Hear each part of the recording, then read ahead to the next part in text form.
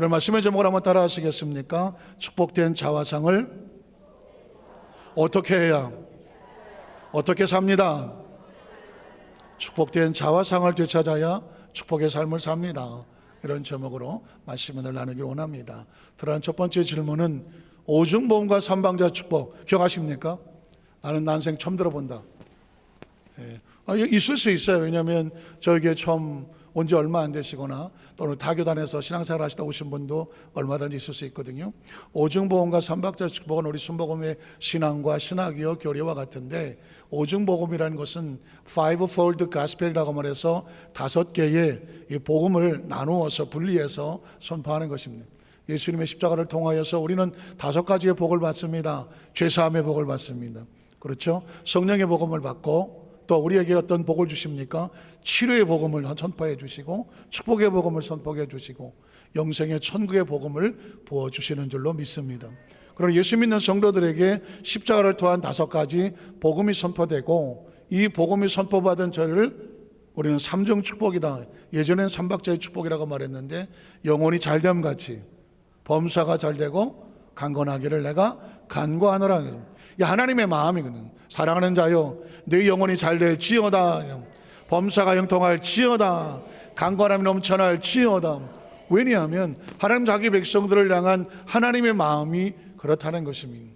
그래서 오중보험과 삼박자의 축복은 우리 머릿속에 항상 주님 앞에 구하는 복음이고 약속이고, 우리 가운데 삶에 적용되어야 될 하나님의 약속이라는 걸 꼭 기억하시기를 주의 이름으로 축복합니다. 두 번째 질문, 4차원의 영성을 기억하십니까? 난 처음 들어본다. 처음 들어보실 수 있어요? 혹시 그런 분을 위해서 4차원의 영성이라는 것은 4차원을 이야기하려면 3차원과 4차원을 비교할 수 있어야 되거든요. 예배 신앙생활을 말씀에 무슨 3차원 4차원이 있느냐? 3차원의 4차원을 모르면 신앙생활이 안 되는 겁니다. 왜냐하면 지금 우리가 살고 있는 우주는 3차원이죠. 육신을 가지고 있는 존재는 3차원에 삽니다. 3차원이 뭘까요? 시간과 공간의 제한을 받는 거죠. 저와 여러분은 시간을 벗어나 살 수 없습니다. 시간에 헤엄치는 존재거든요. 또 공간을 떠나 살아갈 수 없습니다. 우리는 이 공간 속에 살지, 공간에서 사라지면 돌아가셨다고 말을 하는 겁니다. 그러니까 육체를 가진 존재는 시간과 공간의 제한을 받습니다. 그러면 4차원은 뭘까요? 시간과 공간을 넘는 하나님의 나라, 영적인 나라죠. 그러니까 우리는 3차원에 존재하지만 하나님의 영의 나라인 하나님을 믿습니다. 하나님의 나라는 4차원이라고 말하거든요. 그러면 3차원에서 4차원과 어떻게 교통할 수 있을까? 그 교통할 수 있는 방법에 4가지 방법이 있는데, 그 4가지 방법이 바로 4차원의 영성이라고 말하는 것입니다.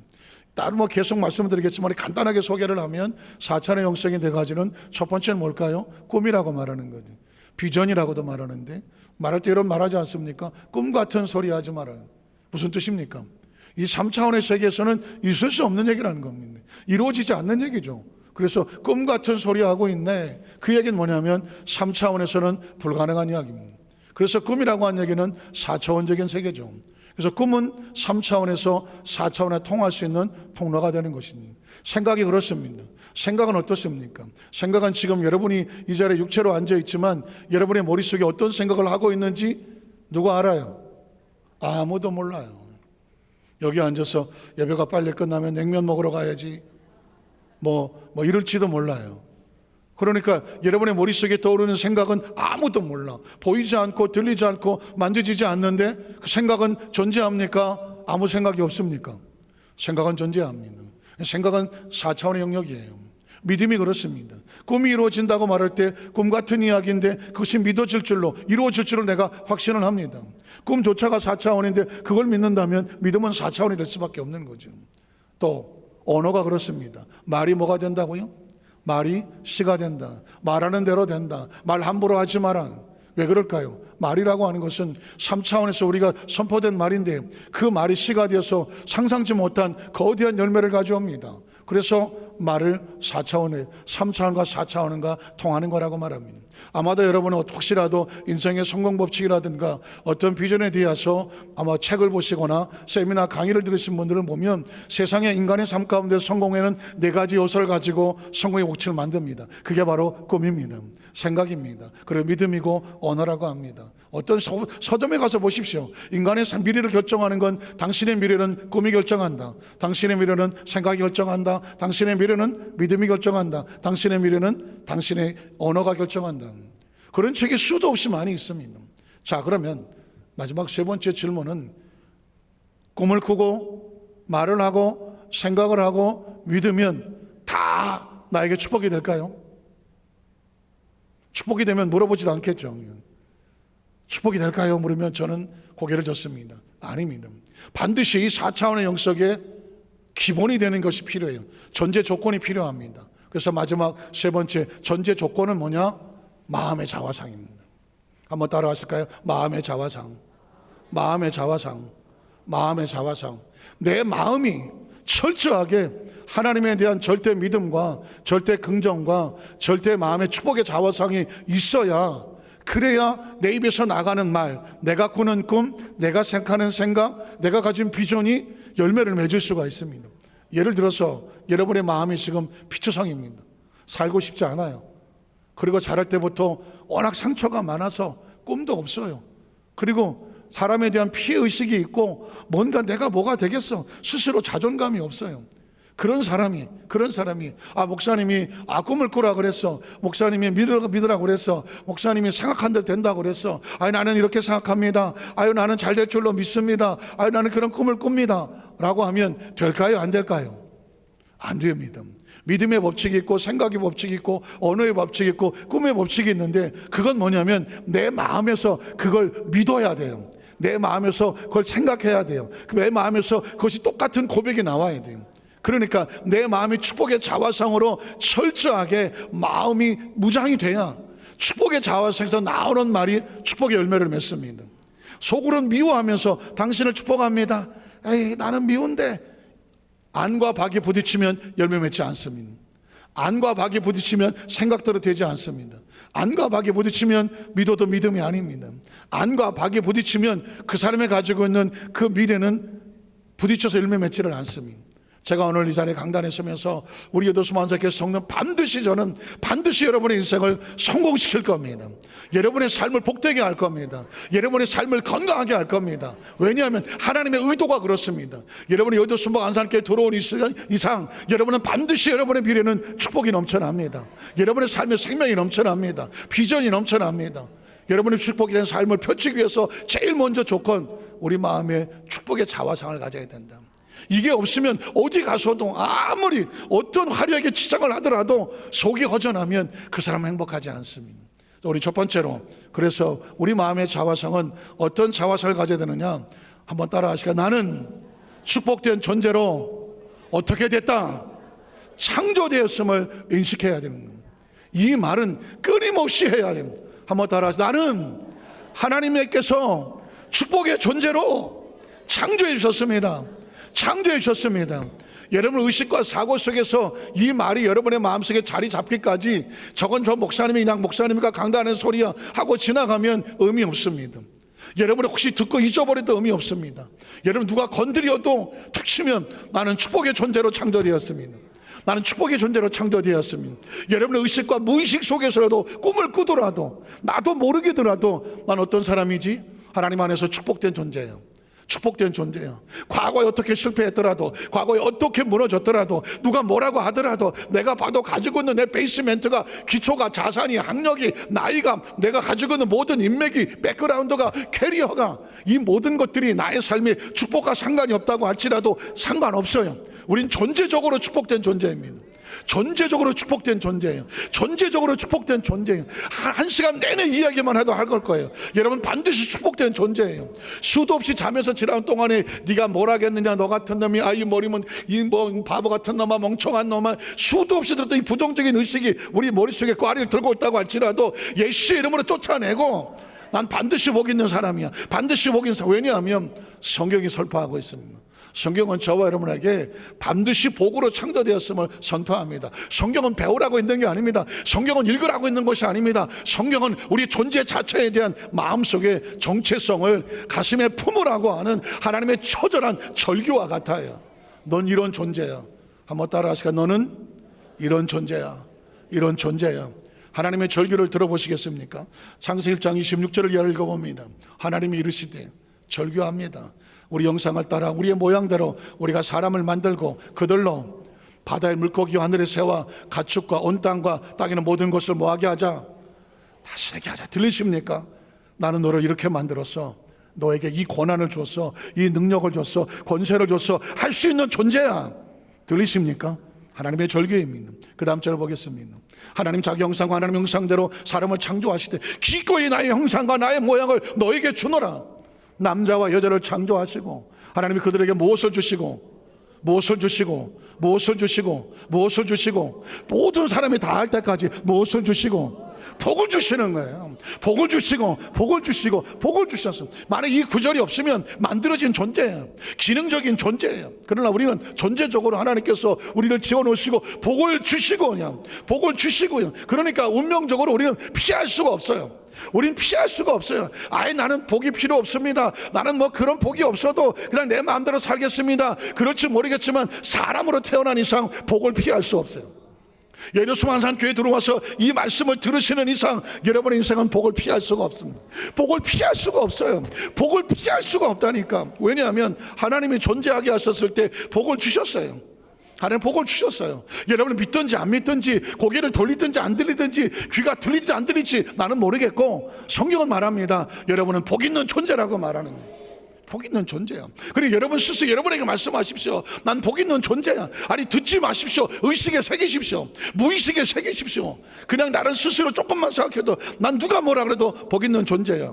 그래야 세상의 온갖 부정적인 소리, 비판의 소리, 정죄의 소리, 우리를 판단하고 정죄하고 계산하는 넌 어떤 존재라고 끊임없이 우리 마음속에 잘못된 자화성을 집어넣으려고 할 때 나시의 예수 이름으로 떠나가라. 그냥 나는 존재적으로 말씀에 근거하기를 복 있는 존재라고. 말씀을 알아. 창세기 1장 28절 하나님이 그들에게 복을 주시며 라고 말했습니다. 하나님이 그들에게 이르시되 생육하고 번성하고 땅에 충만하라. 번성하고 충만해라. 번성하고 충만한 하나님의 의도입니다. 전 이 말씀이 그냥 권위로 들리지 않아요. 하나님이 강도 권세하셔라 정복해라 이렇게 들리지 않아요. 절규로 들려요. 절규로.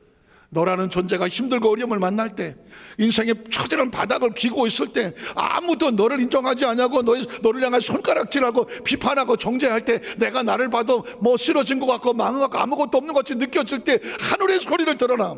너는 번성하고 충만할지어다. 번성하고 충만할지어다. 이건 내 의도와 내 능력과 상관이 없어요. 내가 어떤 부모를 만났는지, 내가 어떤 삶을 살았는지 전혀 상관없어요. 존재 자체가 복을 받은 존재예요. 번성하고 충만할지어다. 믿으십니까? 정복하고 바다의 물고기 하늘의 새와 땅에 없는 모든 생물을 다스리라 하시더라. 계속 이어가겠습니다. 하나님이 이르시되 내가 온 지면에 심에는 모든 채소와 씨 가진 열매 맺는 모든 나무를 너에게 주노니 너희 먹을 거리가 되리라. 너희가 먹고 사는데 필요한 것은 내가 천별에서 너희가 준다고 말씀을 하셨습니다. 계속 이어집니다. 또 땅의 모든 짐승과 하늘의 모든 새와 생명이 있어 땅에 있는 모든 것에게는 내가 모든 푸른 물을 먹을 거리로 뭐한다? 주시는 건 누가 주는 거예요? 하나님이 주는 겁니다. 저와 여러분의 생명의 존재 자체도 하나님의 공급자고 나의 삶을 살아갈 때로 공급하실 분이 누구예요? 하나님이에요. 그리고 그 말씀은 허언이 아니에요. 그대로 되니라. 계속 이어져 가겠습니다. 하나님 지으신 그 모든 것을 보시니 보시기에 심히 어떻다고? 좋았더라고요. 심히 좋았더라고요. 존재 자체가 하나님 우리를 보시고 한 사람 한 사람이 번성하고 충만하고 복을 받은 모습이 어떻게 좋았더라? 심히 좋았더라. 그 다음에 창세기 7절로 넘어갑니다. 야 하나님이 땅에 흙으로 사람을 지으시고 생기를 그 코에 부르는, 그냥 성경이니까 그냥 읽으셨죠. 만약에 저와 여러분의 흙으로 지어놓고 감각과 기능만 주셔서 그렇게 살아간다면 감각과 기능과 본능으로도 살아가죠. 짐승처럼 살아갈 수 있습니다. 그런데 하나님께서 우리에게 생기는 뭐냐? 피누마, 수도 없이 들었죠. 하나님의 영입니다. 하나님의 숨이란 말입니다. 하나님의 자기 영을 우리에게 부어주셨습니다. 그래서 우리에겐 하나님의 영이 우리 가운데 함께 하셨어요. 천하 어떤 것도 돈 주고 살 수 없는 존재, 천하보다 값진 존재가 된 이유는 뭐냐? 하나님의 영이 우리 속에 들어왔기 때문입니다. 하나님의 영이 들어온, 여러분 뭐 공산주의는 왜 기독교를 핍박합니까? 공산주의는 사람의 영적인 존재로 보지 않아요. 인격적인 존재로 보지 않아요. 그냥 물리적인 존재로 봅니다. 유물론이라고 보는 거예요. 얼마짜리 물건으로 보는 겁니다. 그래서 혁명을 위해서 3천만이 죽어도 그냥 희생해라. 어차피 당신들은 물건이다. 물건 취급을 하는 겁니다. 그래서 영혼을 사랑하는, 영혼이 존재를 믿고 하나님 찬양하는 기독교를 그렇게 핍박하려고 하는 것은 공산주의 사상과 대립되기 때문에 그런 거지. 그거를 무릅쓰고 하나님의 영을 가진 사람들이 그 지하에 숨어서 수억이 하나님의 이름을 부르고 눈물 뿌려 기도하고 있는 거죠. 여러분, 그런 겁니다. 사랑하는 성도 여러분, 하나님께서 우리에게 생기를 극호에 불어넣으셨다. 그건 그냥 바이블 스터디 공부하는 정도가 아닙니다. 저와 여러분의 존재 자체가 네가 어떤 존재인지 아니? 내 영을 너에게 주었어. 너는 어떤 존재아니? 내가 내 영을 내 속에 줘서 나와 교통하며 교제하는 살아있는 영, 생명이 된 거예요. 그러니까 성경 한 구절 한 구절에 하나님의 처절한 절규가 들어있어요.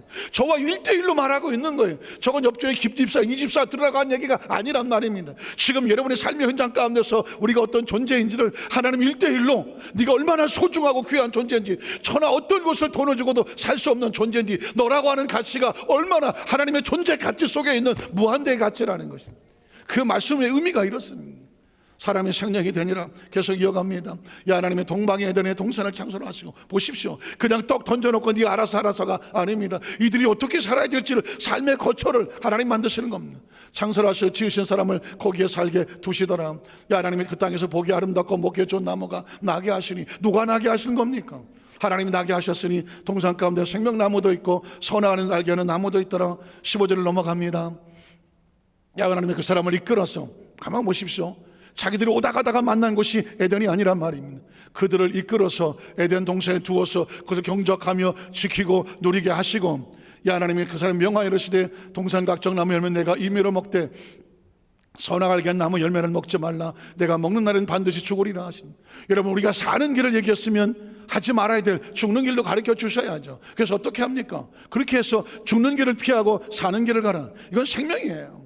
죽는 길을 왜 만들었을까? 우리가 살면서 자유풍만하게 사는, 여러분 자동차 끌고 나가 보십시오. 아무 길로 가고 싶다고 다 갑니까? 교통법규가 가야 될 길, 갈 수 있는 길과 가지 말아야 될 길을 신호등에 표시하는 겁니다. 왜 그럴까요? 안전하라고. 너도 살고 너와 함께한 사람이 같이 살게 하라고. 성경은 우리에게 생명을 말씀하고 있는 겁니다.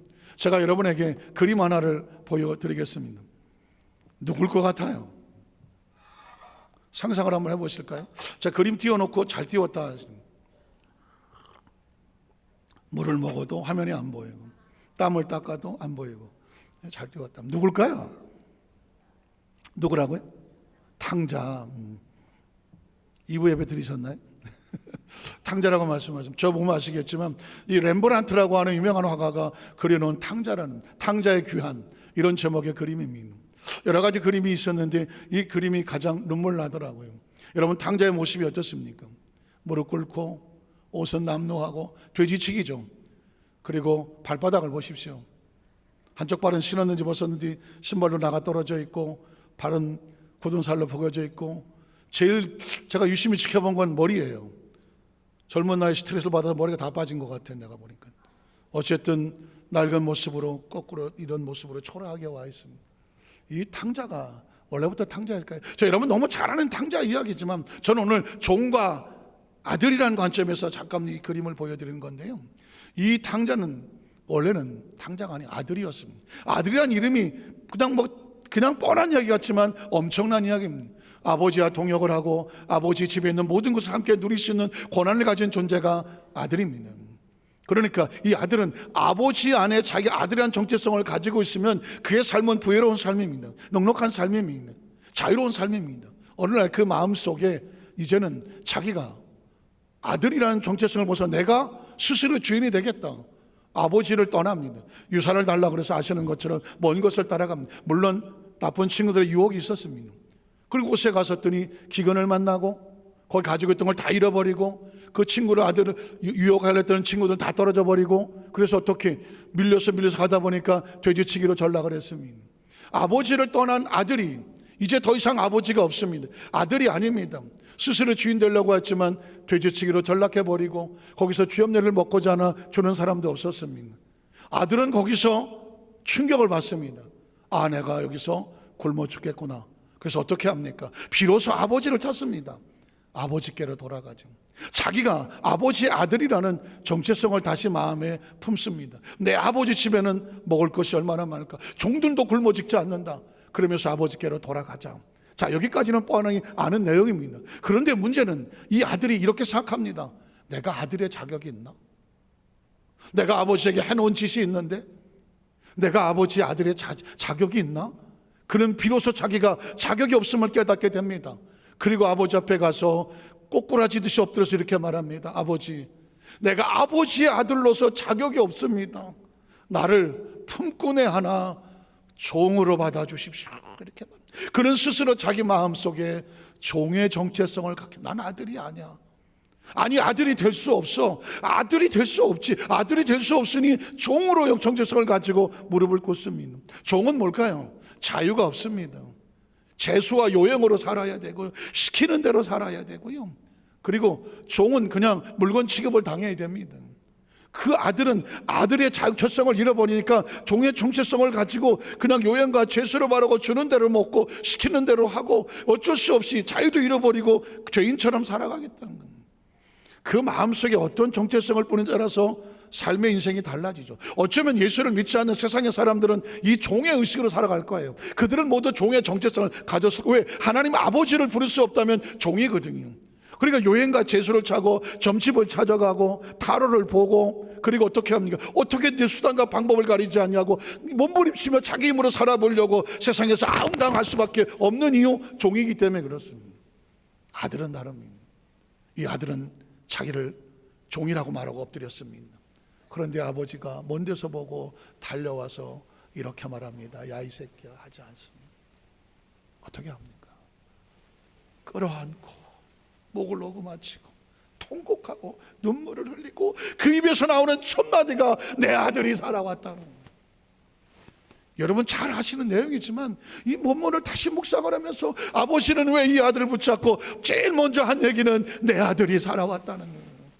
내 아들이 살아왔어. 내 아들이 죽었다가 다시 살아났어. 내 아들을 잃었다가 다시 찾았어. 내 아들아. 뻔히 부르는 아들의 소리 같았지만 아버지는 이 아들의 마음속에 너는 아직 내게 아들이다. 한번 따라, 너는 아직 내게 아들이다. 가서 무슨 짓을 하고 어떤 짓을 하고 살았든지 간에, 네가 내 마음에 어떤 아픔을 주고 상처를 내고 떠났지 간에, 네가 다시 돌아온 이상 너는 내 아들이다. 내 아들. 여러분 기억하십시오. 이건 놀라운 사건입니다. 아들이라고 여겨주시고 옷을 벗겨서 가장 좋은 옷을 입혀주시고 손에 발에 신을 씻겨주시고 아버지의 반지를 뽑아주고 살찐 송아지를 잡으라고 잔치하자고 한 얘기는 뭐냐면 이 아들이 종의 정체성을 벗어나고 아들의 정체성을 다시 회복하는 기쁨의 잔치이기 때문에 그렇습니다. 예수님을 구주로 믿으시면 아멘 하시기 바랍니다. 예수를 구주로 믿는다는 것은 우리의 존재 자체의 정체성이 달라지는 겁니다. 예수를 믿기 전에 종의 정체성을 가졌던 사람이 예수를 믿음으로 만약 아버지께 돌아와서 예수를 구주로 고백하는 순간 내 아들이 돌아왔다는 것입니다. 여러분의 저의 마음속에 예수님께서는 이 자유로운 아들의 정체성을 부어주신, 이게 없으면 아무리 아버지 집에서 이 아들의 정체성이 아들의 집에서 종으로 살아가면, 아버지 집에서 아버지의 집이지만 나는 종이라고 생각하면 뭘 달라고 말하겠습니까? 무슨 주권이 있겠습니까? 무슨 자유가 있겠습니까? 그냥 같이 살아도 종으로 사는 겁니다. 그래서 가장 먼저 중요한 건 뭐냐? 내가 축복의 자화상, 아들의 자녀 자화상을 차지해야 되는 것입니다. 두 번째로, 그러면 왜 우리는 축복된 존재임을 잊어버리고 살까요? 우리는 벌써 탕자 때 눈치챘겠지만 죄와 유혹은, 사탄은 하나님과 우리를 분리시켜서 우리 있는 축복의 자화상을 무너뜨리려고 하는 겁니다. 죄와 유혹에 빠지는 순간, 하나님을 떠나는 순간 이 정체성이, 자녀된 정체성이 무너지면 하나님의 모든 축복이 공급이 단절됩니다. 여러분 읽어보겠습니다. 창세기 3장 6절 이하입니다. 여자가 그 나무를 먼저 먹음직도 하고 보암직도 하고 시에렇게 할 만큼 탐스럽게 단 나무인지라. 여자가 그 열매를 따먹고 자기와 함께 남편에게 주매 그도 먹은지라. 그에 그들의 눈이 밝아져 자기들이 벗은 줄을 알고 무화과 나무 잎을 엮어 치마로 삼았더라. 그들이 그날 바람이 불 때 동산에 거니서 자기가 하나님의 소리를 듣고 어떻게 했을까요? 아담과 그의 아내가 여호와 하나님의 낯을 피하여 동산 나무 사이에 숨었습니다. 마치 아들이 아버지께로 달려왔지만 고개를 들지 못하고 쭈그리 엎드려서 나는 아들이 아니라 종입니다, 아버지의 낯을 피할 수밖에 없었던 것처럼 아담과 하와가 하나님 앞에 범죄하고 하나님의 소리가 들려왔지만 달려나갈 수가 없었습니다. 왜냐하면 그들은 자녀의 그 정체성을 잃어버렸기 때문에. 왜 죄를 짓지 말아야 되느냐? 죄를 떠나야 되느냐? 죄를 지어도 돌아와야 되느냐? 죄는 하나님과 우리 관계를 끊어놓기 때문에 그렇습니다. 관계가 끊어지면 공급이 무너집니다. 계속 이어져 보겠습니다. 야훼 하나님이 아담을 부르시며 그에게 이르시되 내가 어디 있느냐? 이르되 내가 동산에서 하나님의 소리를 듣고 어떻게 해야 돼요? 아버지 하고 달려나와야 되는데 내가 벗었으므로 두려워하여 숨었나이다. 계속 이어져 가겠습니다. 아담에게 이르시되 내가 네 아내의 말을 듣고 내가 내게 먹지 말란 나무 열매를 먹었은즉 땅은 너로 말미암아 저주를 받고 공급이 끊어졌습니다. 너는 내 평생에 수고하여 그 소산을 먹으리라. 종이 그런 겁니다. 아들은 아버지의 은혜로 살지만 종은 자기의 땀 흘린 수고로 먹을 수밖에 없습니다. 땅에 내가 하시던 물과 엉겅퀴를 낼 것이라. 내가 먹을 것은 마치 채소인즉 내가 흙으로 돌아갈 때까지 얼굴에 땀을 흘려야 먹을 것을 먹으리니 네가 그것에 취함을 얻었음이라. 너는 흙이니 흙으로 돌아가라. 영생의 나무를 잃어버렸으니까 흙은 존재적으로 3차원 존재기로 전락해버리고 마는 겁니다. 23절 이하를 바라보면 야훼 하나님은 에덴 동산에서 그를 내보내요 그의 근원이 된 땅을 갈게 하시니라. 이같이 하나님이 그 사람을 쫓아내시고 에덴 동산 동쪽에 그룹들과 두루도는 불칼을 두어 생명나무 길을 지키게 다시 공급하지 않는 겁니다. 여러분, 종은 아무리 그 집에 있어도 아버지 방에 같이 자지 않습니다. 그러나 아들은 아버지와 함께 잠을 잘 수 있습니다. 여러분 보십시오. 탕자가 종이었다면 그 아버지 집에 들어올 수 없었을 겁니다. 그러나 그가 아버지의 앞에 아들로 회복되는 순간 이제 그는 아버지와 함께 생활할 수 있는. 제가 사진 하나를 또 보내드리겠는데 이 사진은 조금 여러분이 누군지 조금 추측하기 어려울 수 있습니다. 한번 추측해 보시겠습니까? 사진 띄워놓으니까 좋죠. 누굴까요? 가룟 유다. 가룟 유다 손 들어보세요. 눈치가 백단입니다. 이 사람은 가룟 유다입니다. 머리가 짧은 사람이 예수님을 은 30에 팔고 예수를 십자가에 매달라서 예수님께서 그 코너에 몰리면 하나님의 아들이라고 했으니 하늘의 천군 천사를 불러서 하늘의 군대가 로마를 점령시키고 로마를 무너뜨리면 이스라엘 독립하겠지. 이 사람은 이스라엘 독립군이거든요. 가룟 유다는 그렇게 생각했습니다. 예수를 코너에 몰았습니다. 그런데 예수는 장사한 지 3일 만에 부활을 합니다. 그가 메시아였다는 사실을 아는 순간, 그 말씀대로 그가 부활했던 사실을 아는 순간 가룟 유다는 충격을 받았습니다. 내가 무슨 짓을 한 거지? 내가 도대체 무슨 짓을 한 거지? 내가 메시아를 배반하고 팔았단 말인가? 그를 십자가에 못 박아 죽게 만들었단 말인가? 내가 도대체 무슨 짓을 한 거지? 그 죄책감과 그 고통의 두려움이 할 수가 없었습니다. 이 돈은 피값으로 받은 돈이란 말인가? 그래서 그는 미친 듯이 대상들을 찾아갑니다. 그리고 당신들에게 받았던 돈을 당신에게 돌려준다고 집어던집니다.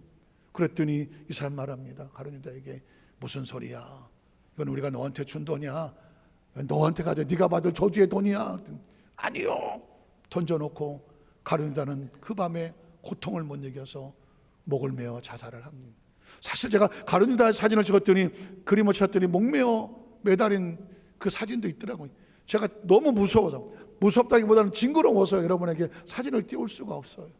성경에 보니까, 사도행전에 보니까 그 고통과 죄책감으로 목을 메어 자살을 하고 그가 줄이 끊어져서 땅에 떨어져 그 돌에 부딪혀서 그 상자가 터지고 그래서 피가 흘리고 그 땅을 피밭이라고 하더라. 아겔다마라 하더라. 가룟 유다는 왜 자살을 했을까?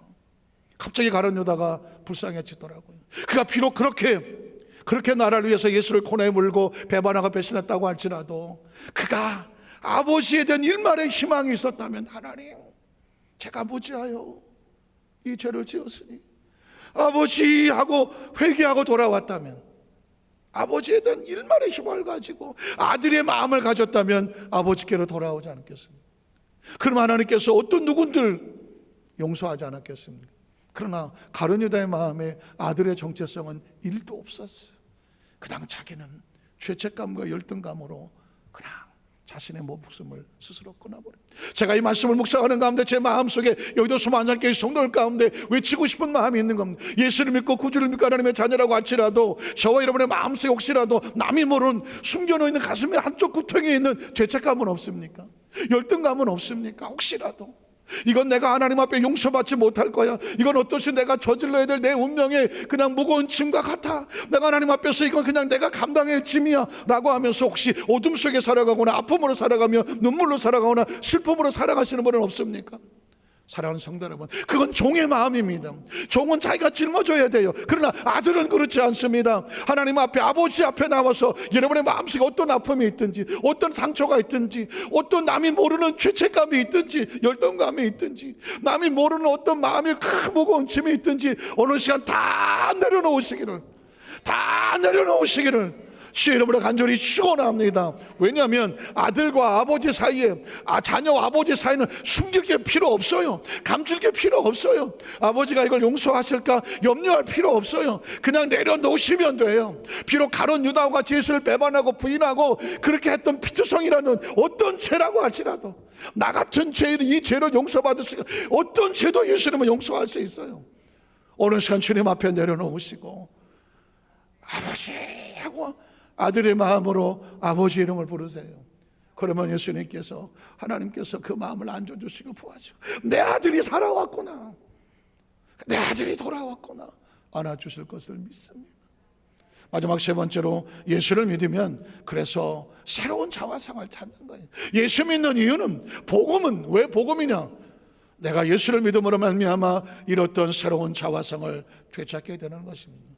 당신이 믿는 복음이 뭐냐고 물었더니, 복음이 내가 알기는 아는데 내가 설명이 어렵다고 크리스천들이 말하더랍니다. 복음은 딴 것이 아닙니다. 예수 그리스도를 말미암아 내 잃어버렸던 그 옛날의 그 축복의 자화상을 되찾아서 하나님과 온전한 관계를 회복하고 새로운 삶을 사는 것, 이게 복음이에요. 자, 여러분, 고린도후서 5장 14절 이하를 보겠습니다. 그리스도 사랑이 우리를 강권하시는도다. 우리가 생각하건대 한 사람이 모든 사람을 대신하여 죽었은즉, 그리스도의 대속입니다. 모든 사람이 죽은 것이라.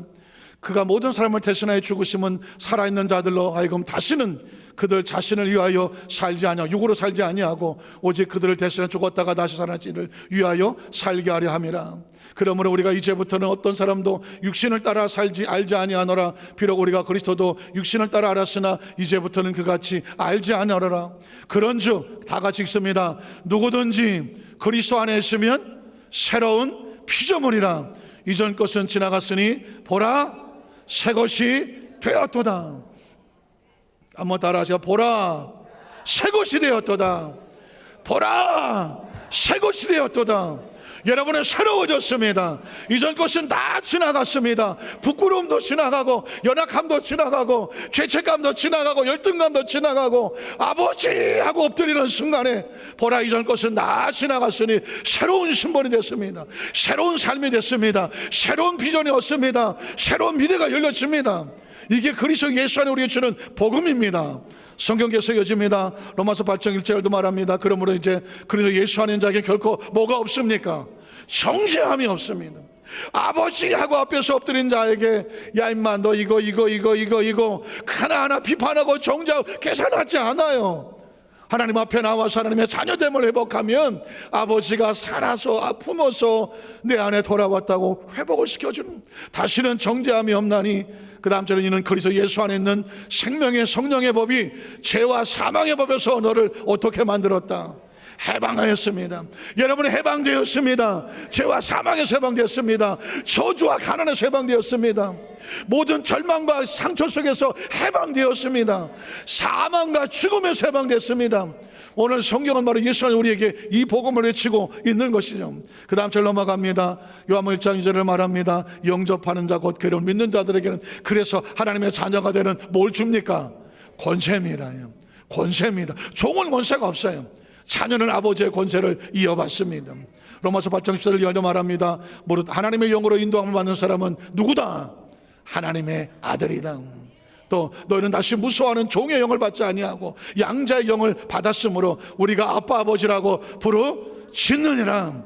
16절은 성령이 친히 우리 영과 더불어 우리가 무엇인 것을, 하나님의 자녀인 것을 증언하십니다. 성령님을 인정하십니까? 환영하십니까? 모셔드리십니까? 성령은 뭐 하십니까? 그 사람은 하나님의 자녀다.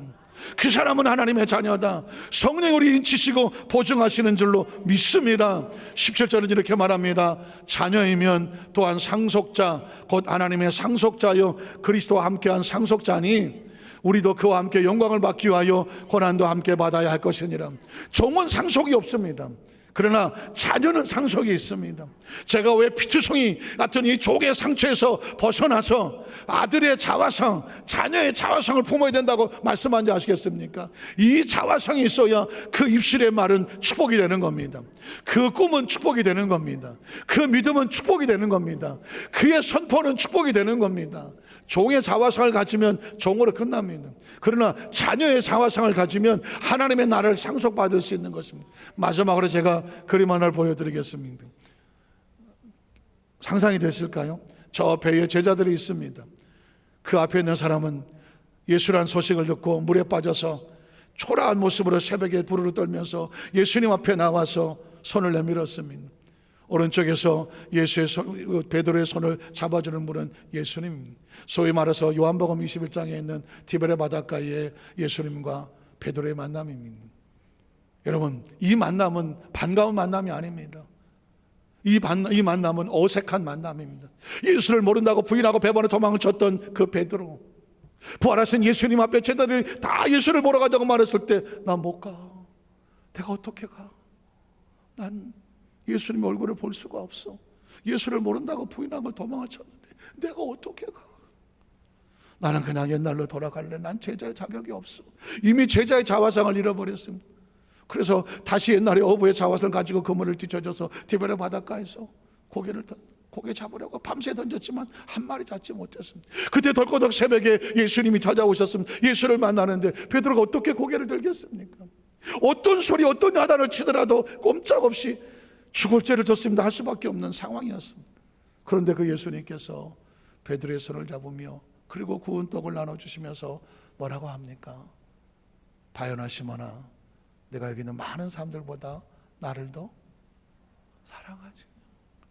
저는 이 말씀을 상황을 생각하기만 해도 눈물이 나요. 예수님이 왜 감정이 없겠어요? 예수님이 얼마나 실망하셨겠어요? 예수님이 얼마나 마음의 아픔과 그 배신감이 있었겠어요? 그러나 예수님이 그를 찾아가서 그에게 했던 것은 너 아직 나 사랑하지? 였습니다. 그 이야기는 뭐냐면 그 마음속의 실패와 처절한 피투성이 가지고 있는 상처의 자화상 속에 그의 마음속에 다시 한번 사명의 자화상을 세워주는 것입니다. 너 아직도 나 사랑하지? 네 양을 네가 너에게 맡길게. 너 아직도 나 사랑하지? 네 양을 내가 너에게 치라고 할게. 내 양을 먹이라고 말합니다. 전 여기서 예수님께서 베드로의 마음에 새로운 자화상을 세워주시는 걸 보았습니다. 오늘 이 본문의 말씀을 의거해서 여러분의 마음속에 혹시라도 마음 한구덩이 속에서 혹시라도 사명과 직분과 하나님 맡겨진 이 신앙의 어떤 부분이 일그러지고 찌그러지고 한쪽 부분이 부족한 부분이 있습니까? 주님은 이렇게 말씀하실 것 같아요. 너 그럼에도 불구하고 아직도 나 사랑하지? 내가 너에게 맡긴 사명을 다시 회복하기를 원한다. 아직도 네가 힘들고 어려운 가운데 눈물을 긋지만 난 너를 정죄하지 않는다. 나는 네가 나를 여전히 사랑한다는 그것만 확인하기를 원한다. 사랑하지?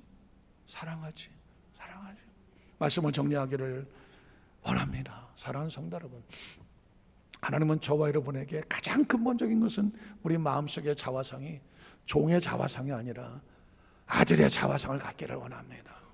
그래야 그 아들은 하나님 아버지의 동역자가 되어지고 상속자가 되어지고 성경에 약속된 하나님의 축복의 말씀은 아들에게 주는 것이지 종에게 주는 게 아니거든요. 이 시간 후에 우리는 철저하게 난 하나님의 상속된 자녀다, 하나님의 자녀임을 꼭 마음속에 그리고 혹시 부족하고 모자라고 세상적인 기준에 혹시 부족하다고 할지라도 하나님 아버지는 전혀 그런 걸 신경 쓰지 않아요. 아들로서 아버지를 믿어주기만 하고 아버지 이름을 불러주기만 하고 하나님 아버지 손에 맡겨주기만 하면 하나님께서 우리 신 새로운 자화상을 가지고 매 순간 세상을 향해 나갈 때 당당하게 종이 아닌 하나님의 자녀들로서 하나님의 축복의 주인공들의 삶을 살아가는 그 축복의 주인공 되시기를 주님의 이름으로 축원합니다. 기도하겠습니다. 전능하신 하나님 아버지,